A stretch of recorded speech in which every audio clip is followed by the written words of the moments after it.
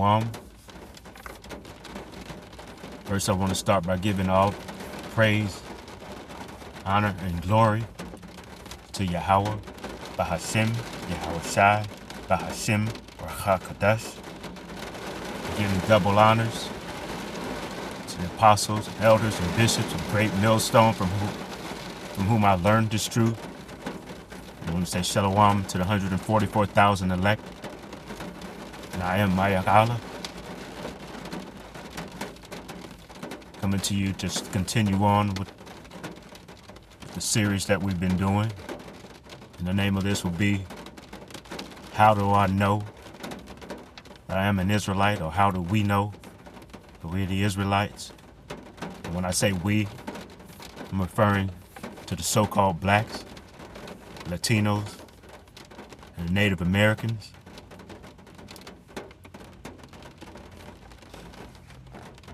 And I just want to continue on, and I guess this would be what we call part 5 of How Do I Know?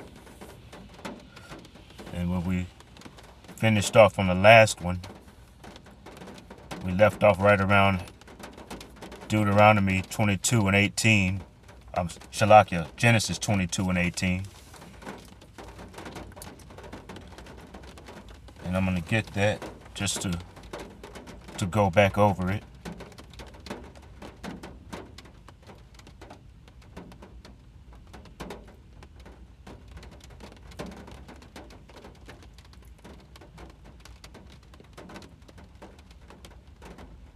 And I'll start at 17, Genesis 22 and 17.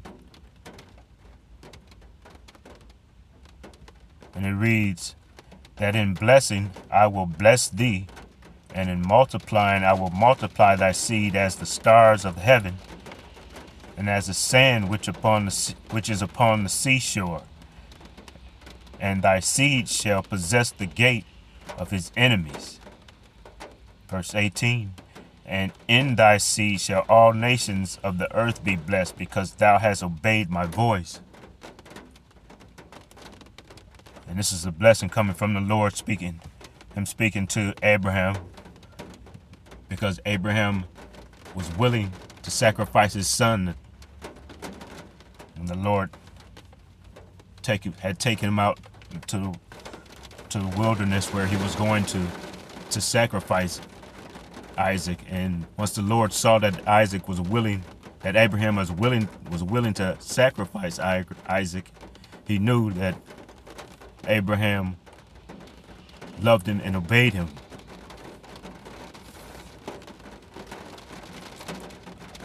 So I'm going to jump down to Genesis 23 and verse 2.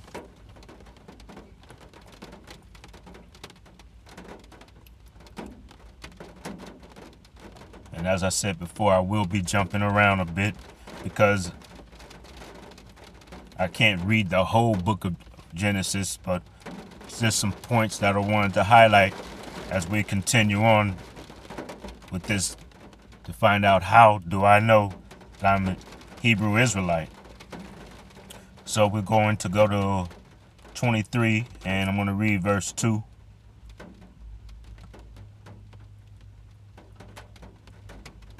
I'll start at verse 1. It says, and Sarah was 127 years old, which means she was 127 years old. These were the years of the life of Sarah. And Sarah died in Kiriath Arba, the same is Hebron, in the land of Canaan. And Abraham came to mourn for Sarah, to weep for her.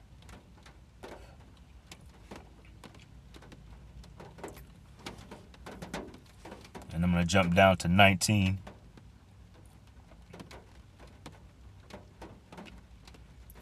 It says, and after this Abraham buried Sarah, his wife, in the cave of the field of Machpelah, before Mamre, the same as Hebron, in the land of Canaan. So let's see what Machpelah means. And I'm going into the blue letter.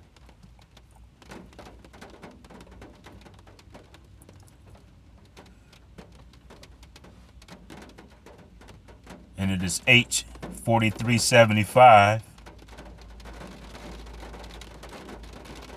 And I'll give you a pronunciation of it. Strong's H4375. Machpelah. Machpelah. And Machpelah means double or portion. There's the location of a burial cave for the patriarchs near Hebron. And it means double because that would also be the place where Abraham would be buried.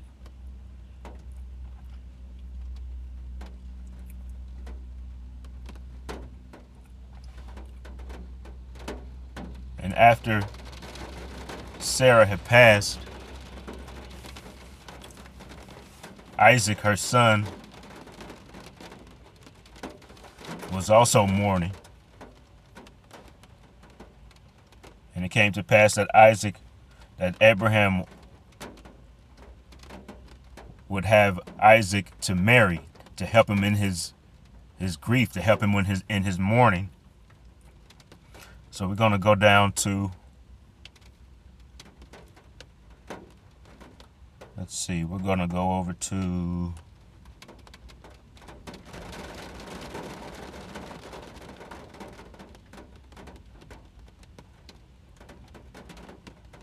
I guess I'll explain a little bit more. So in that seeing as how Isaac was going to be married, Abraham sent his servant out because Abraham wanted his servant to go and find a wife, not from Canaan. He wanted to find a wife of his brethren.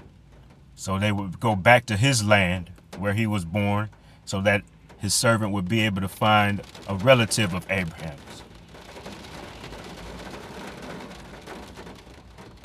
So we're going to go over to 24:3.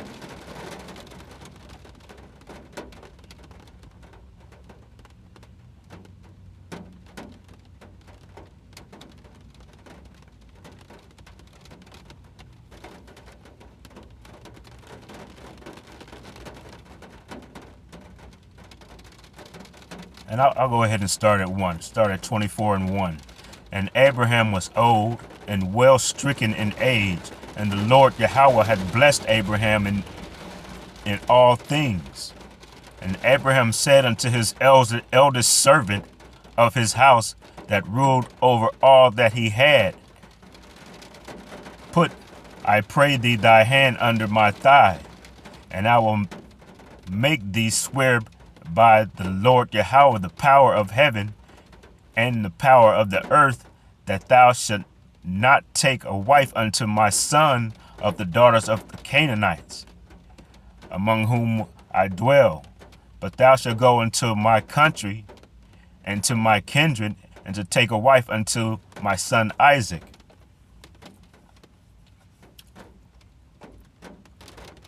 And just to explain why he would put his hand under Abraham, why the servant would put his hand under Abraham's thigh, because that was like a way of taking an oath and making a promise. Like, I guess today we would make a deal. People would shake hands on it. So this would be the same thing that we did in previous times. But instead of shaking hands, you would put your hand under his thigh. So I'm gonna jump down to, let's see.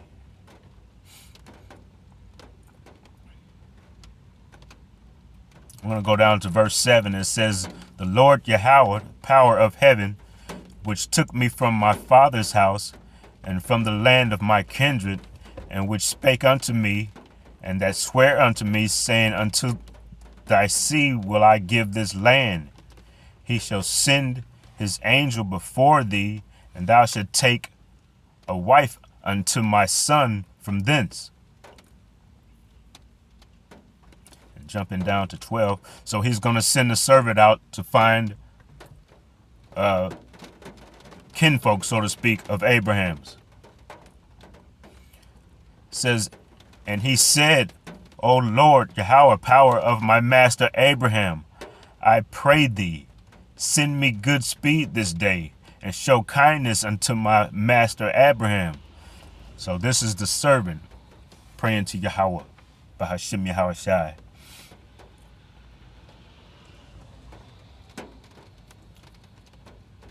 Behold, I stand here by the well of the water, and the daughters of the men of the city come out to draw water. And let it come to pass that the damsel to whom I shall say, let down thy pitcher, I pray thee, that I may drink. And she shall say, drink, and I will give thy camels drink also. Let the same be she that thou hast appointed for thy servant Isaac. And thereby shall I know that thou hast showed kindness unto my master. So the servant was praying that when he sees the damsel, kindred of Abraham, that he would know that this is the damsel, and that he would know that this is the one that he should take to Isaac if she did these things, if she offered him water and offered his camels water. In verse 15, and it shall come to pass before he had done speaking, that behold, Rebekah came out, who was born to Bethuel, son of Milcah, the wife of Nahor, Abraham's brother, with her pitcher upon her shoulder. So we see that this would be the niece of Abraham, because Nahor is his brother.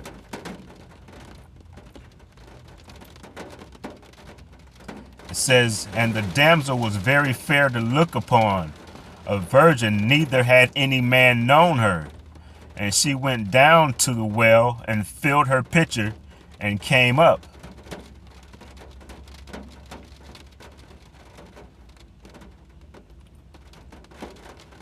And I want to read that in the NLT also. That's verse 16. And it says, Rebekah was very beautiful and old enough to be married, but she was still a virgin. She went down to the spring, filled her jug, and came up again. So virgin, just to show you there's a distinction here. It says Rebekah was very beautiful and old enough to be married, but she was still a virgin. So it shows you that even though she was described as a virgin, that in this instance it meant that she was marriageable age. She was old enough to be married, because it says that she was very beautiful and old enough to be married. Then it says, but she was still a virgin. So in this case, it shows you that she was marriageable age. And yes, indeed, she was still a virgin in the sense that we use the word virgin.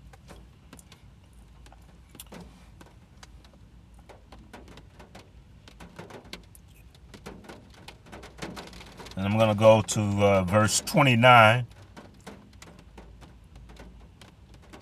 It says, and Rebekah had a brother, and his name was Laban. And Laban ran out unto the man unto the well. And it came to pass, when he saw the earring and the bracelets upon his sister's hands, and when he heard the words of Rebekah his sister, saying, thus spoke the man unto me, that he came unto the man, and behold, he stood by the camels at the well.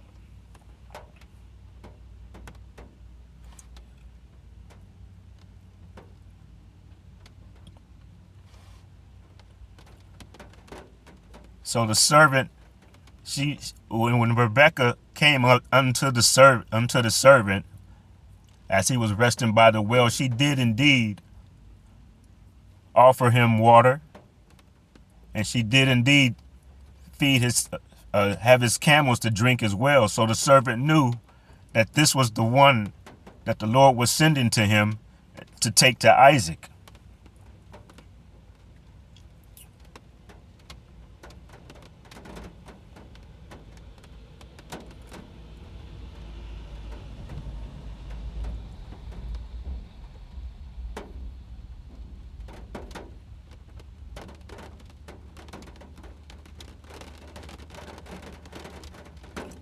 So I'm going to go over to 24 and verse 48.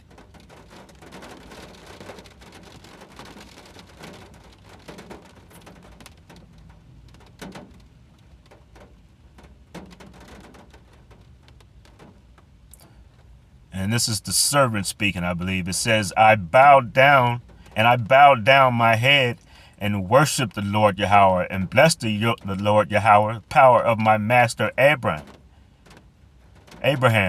which had led me in the right way to take my master's brother's daughter unto his son.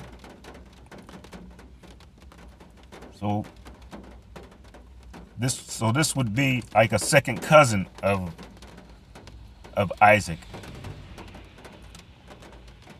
because Abraham didn't want Isaac to have a Canaanite wife. He wanted one of his kindred to marry his son. And I'm going to read verse 53. It says, and the servant brought forth jewels of silver and jewels of gold and raiment, and gave them to Rebekah. He gave also to her brother and to her mother precious things.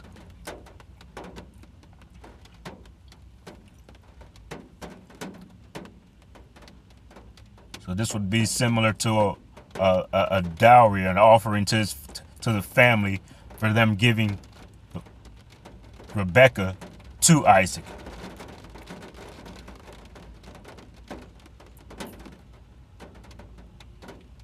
So I'm going to go down to verse 58, and it says, and they called Rebekah, meaning the family of Rebekah, and said unto her, wilt thou go with this man? And she said, I will go. So her having not even met Isaac yet, she knew that this was the one that she would go and meet and marry. In verse 60 it says, and they blessed Rebekah and said unto her, that thou art our sister, be thou the mother of thousands of millions, and let thy seed possess the gate of those which hate them.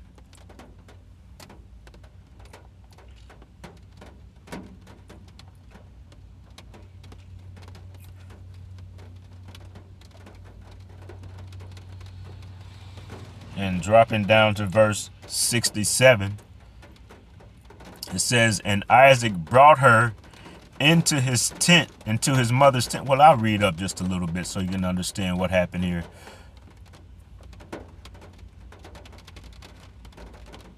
I'll start at verse 62. It says, and Isaac came from the way of the well Lahori, for he dwelt in the south country. And Isaac went out to meditate in the field at the evening tide. And he lifted up his eyes and saw, and behold, the camels were coming. And Rebekah lifted up her eyes, and when she saw Isaac, she lighted off the camel. For she had said unto the servant, what man is this that walketh in the field to meet us? And the servant had said, it is my master. Therefore she took a veil and covered herself. So she knew that this would be Isaac. This would be the one that she was going to meet. So she wanted to cover herself. Verse 66. And the servant told Isaac all things that he had done. And Isaac brought her into his mother Sarah's tent and took Rebekah. And she became his wife. And he loved her, and Isaac was comforted after his mother's death. And I'm going to read that in the NLT. Verse 67, it says, and Isaac brought Rebekah into his mother Sarah's tent, and she became his wife. So when it means he took Rebekah, it means that they entered into the tent and had sex. And at this time, sex means marriage. So when the moment that they did have intercourse with one another, she became his wife. They may have indeed had a ceremony later, but they didn't have a wedding ceremony as we do today before they got pronounced themselves to be married. They were married when they had intercourse, when he took her, when he went into her. So we see that sex equals marriage. It says he loved her deeply, and she was special. She was a special comfort to him after the death of his mother.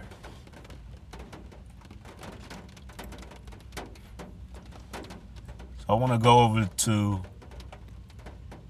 chapter 25.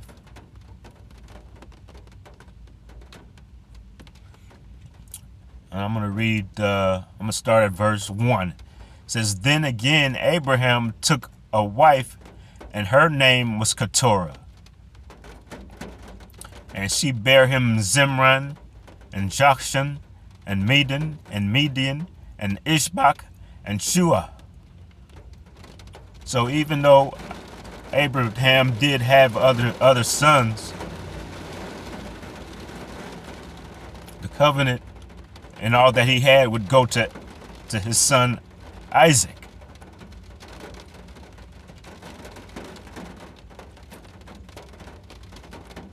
And I'm going to read that in verse 5. It says, And Abraham gave all that he had unto Isaac.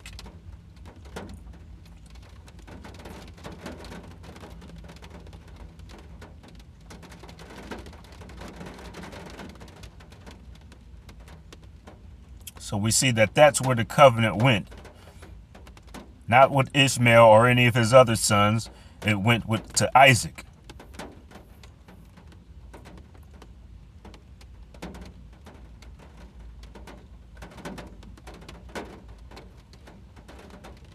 So I'm going to drop down to verse 19. And it says, And these are the generations of Isaac, Abraham's son. Abraham begot Isaac, and Isaac was 40 years old when he took Rebekah to wife, the daughter of Bethuel, the Syrian of Pandoram, the sister of Laban, the Syrian.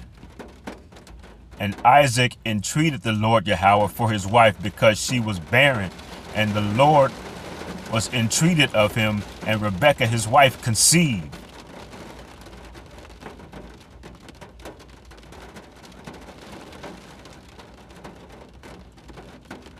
And let's see, I'm gonna stop right there, because we're gonna find out more about Abraham and his wife when she became pregnant, because she became pregnant with twins, and we're gonna find out just exactly what took place at that time. So I'm gonna stop here, because once we get into Lord willing, when we get into this next lesson, we will begin to see how the 12 tribes of Israel come about.